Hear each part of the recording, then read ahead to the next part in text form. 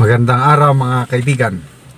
Pag-usapan natin ngayon ang paglabas ng mga articles online ng pinaghinalang disgruntled groups or disgruntled officers and men sa Armed Forces of the Philippines.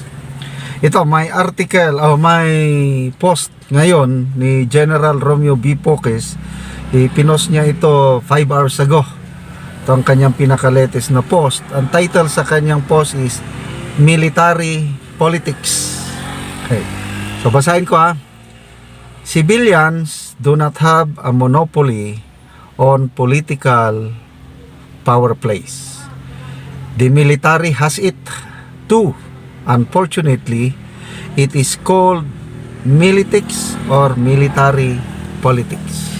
Okay, so sa 34 years ko sa military service, talagang meron ito. Kailang nung nasa active service pa ko, hindi ito masyadong pronounced.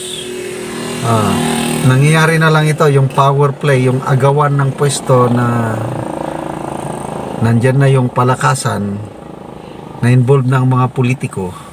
Pagdating na dito sa Chief of Staff, kasi nag-iisa lang ang Chief of Staff, ang daming gustong maging Chief of Staff, kaya nag-aagawan sila, naghanap ng political backers. And then of course yung mga 3-star position yung pinag-aagawan. Noong kapanahonan namin yung 1-star, 2-star, okay pa yan, hindi pa masyado. So I can say na nung kapanahonan namin hindi masyadong malala ang military politics. Sa ngayon, based dito sa article post ni General Poques, medyo malala na. Kaya itong sinulat niya, sabi niya, I hope this will serve as a lesson to the AFP generals now, lesson on integrity and professionalism, sabi niya. Okay, so ito, several weeks ago, sabi niya, 2 successive articles circulated online in various military and civilian chat groups, even on Facebook. The damning articles, which became viral, opened cans of worms in the AFP. Lumabas ang baho sa AFP through these articles. Okay.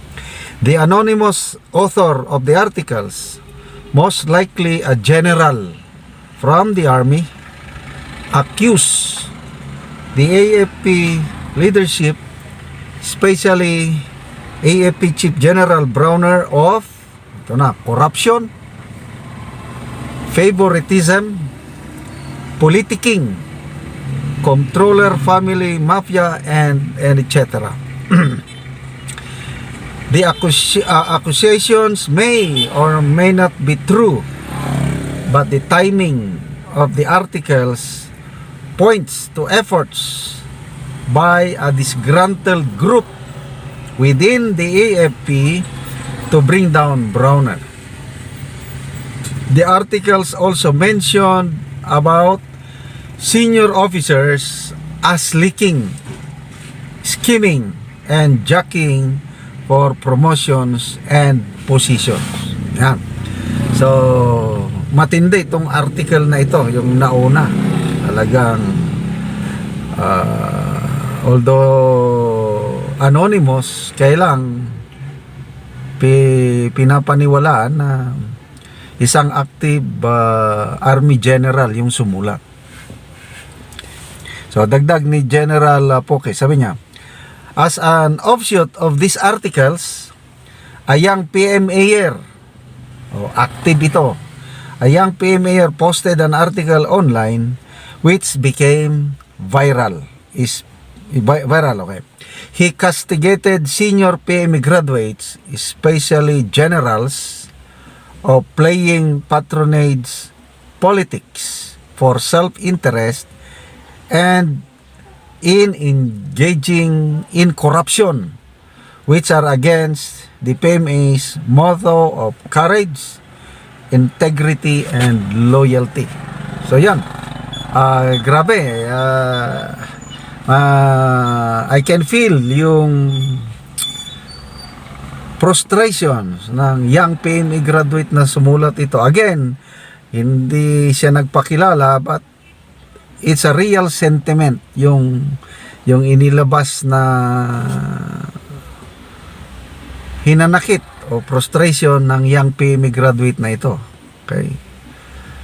So, ito, sabi ni General Pokes, I hate to lift my chair, but I have to, just to disavow the sweeping generalizations made by the young PMAer and to remind the scheming and corrupt generals a little bit of lesson on integrity and professionalism. Ito, napakagandang kwento sa military career ni General Pokes. Okay?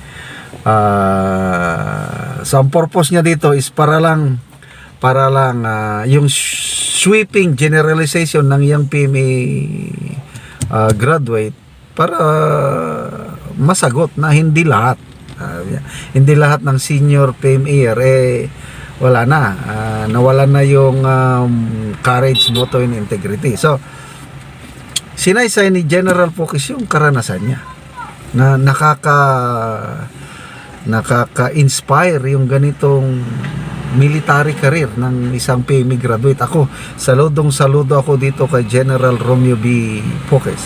Then, at the same time, sabi niya, a lesson on integrity and professionalism, reminder sa mga scheming and corrupt generals.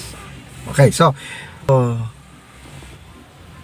sa 38 years of military service ni General Pokes, sabi niya, ni minsan hindi siya humingi ng pabor kanino man when it comes to promotion, designation, position, or schooling. So nilagay niya dito, 3 beses siyang naipadala sa abroad, foreign countries, most likely US, for military schooling. Bibihira po ang mapadalang opisyal na mag-aral sa abroad. Okay? So, itong si General Pokes 3 beses, including a master's degree. Sabi niya. Ako naman, napadala ko minsan sa National Defense University, Washington DC, 9 months counter-terrorism course ang kinuha ko doon. So, again, hindi ko rin ito hiningi. Pinili lang ako at pinadala doon. Yan ang first time ko na nakapunta sa Amerika. So, sabi ni General Pokes na yung mga sought after positions, hindi niya hiningi. Example, logistics, budget officer, controller, resource management officer, finance center chief. Hindi niya hiningi, basta binigay lang sa kanya. And then, ito pa ang maganda. In the mid 2000, nagkaroon ng newly created 748th Combat Group of the Air Force.